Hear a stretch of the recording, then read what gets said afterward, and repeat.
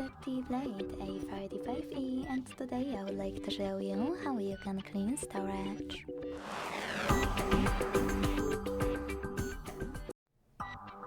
Begin by opening an app called Files that's already on your device.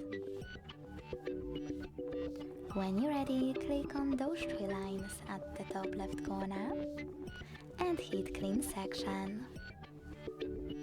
Now select Clean under Junk Files and Clear in the pop-up.